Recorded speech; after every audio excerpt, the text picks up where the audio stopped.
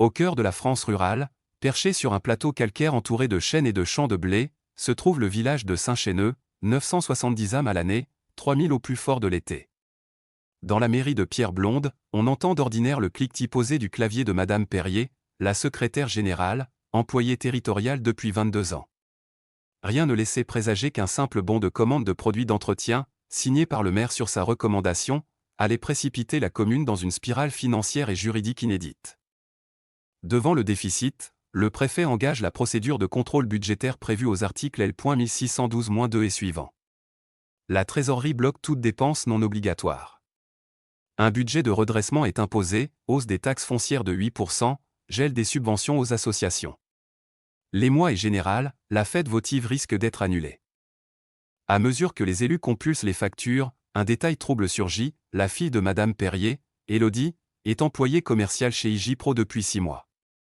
En droit français, le simple fait pour un agent public d'avoir un intérêt familial dans un contrat qu'il prépare ou exécute peut constituer une prise illégale d'intérêt, délit réprimé par l'article 432A12 du Code pénal. La secrétaire n'a rien déclaré, ni le maire ni le conseil n'en étaient informés. Rebondissement numéro 2, des cadeaux qui changent la qualification des faits. Lorsqu'un élu d'opposition fouille dans les messages électroniques, il découvre un courriel de remerciement. IGPRO a livré à Madame Perrier un lot de cosmétiques, une cafetière expresso et 2 places de concert. Valeur estimée, 450 €. L'article 432A11 du Code pénal définit la corruption passive, l'acceptation d'avantages, même modestes, est constitutive du délit. Le procureur de la République d'Aurillac est saisi. L'affaire prend une tournure pénale. Lorsqu'un élu d'opposition fouille dans les messages électroniques, il découvre un courriel de remerciement. IGPRO a livré à Madame Perrier un lot de cosmétiques, une cafetière expresso et 2 places de concert. Valeur estimée, 450 €. L'article 432A11 du Code pénal définit la corruption passive, l'acceptation d'avantages, même modestes, est constitutive du délit.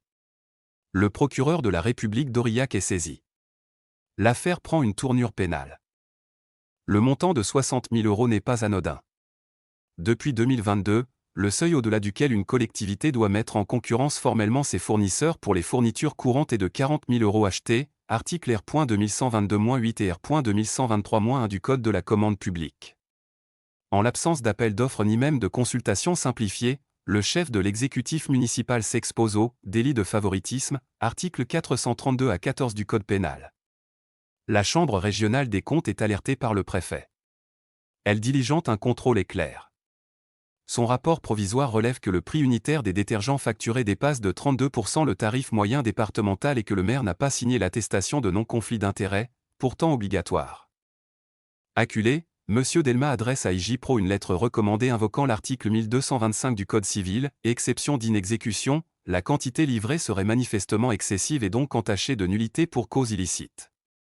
Mais la société oppose la règle de droit public, le bon de commande vaut contrat administratif et n'est pas résiliable unilatéralement sans indemnisation, sauf motif d'intérêt général. L'entreprise réclame 18 000 € de pénalité.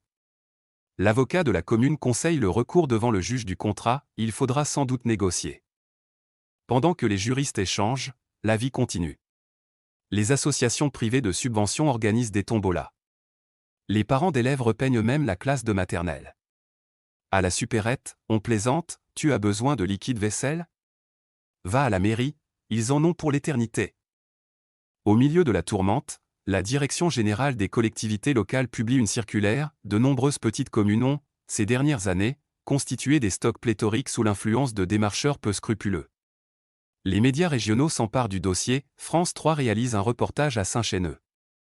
La pression populaire pousse IGPRO à proposer un protocole transactionnel. Elle reprend la moitié des palettes et crédite la commune de 22 000 € contre abandon de poursuite civile.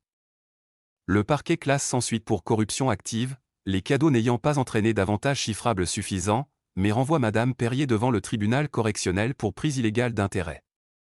Elle encourt 5 ans d'emprisonnement et 500 000 € d'amende, peine rarement prononcée mais symboliquement lourde. Le maire, lui, est poursuivi pour favoritisme. Sa défense repose sur l'erreur, plaidant l'ignorance des seuils. Face aux risques financiers, la commune dépose plainte avec constitution de partie civile pour obtenir la restitution des sommes trop perçues, se fondant sur la jurisprudence. Commune de Touzac, un contrat obtenu par prise illégale d'intérêt peut être déclaré nul par le juge administratif. lequel peut ordonner la restitution des profits indus. À eu plan budgétaire, la préfecture lève la tutelle dès l'exercice suivant, l'augmentation des taxes, couplée au remboursement partiel obtenu au prêt. DigiPro ramène le résultat de fonctionnement dans le vert. La salle des fêtes est libérée, on y célèbre enfin le bal des moissons. Un an plus tard, le tribunal correctionnel de Clermont-Ferrand prononce une peine de 7 mois de prison avec sursis contre Madame Perrier, 2 ans d'inéligibilité contre le maire et 10 000 € d'amende solidaire. L'arrêté de révocation de la secrétaire, pris par le maire intérimaire, est confirmé par le Centre de gestion de la fonction publique territoriale.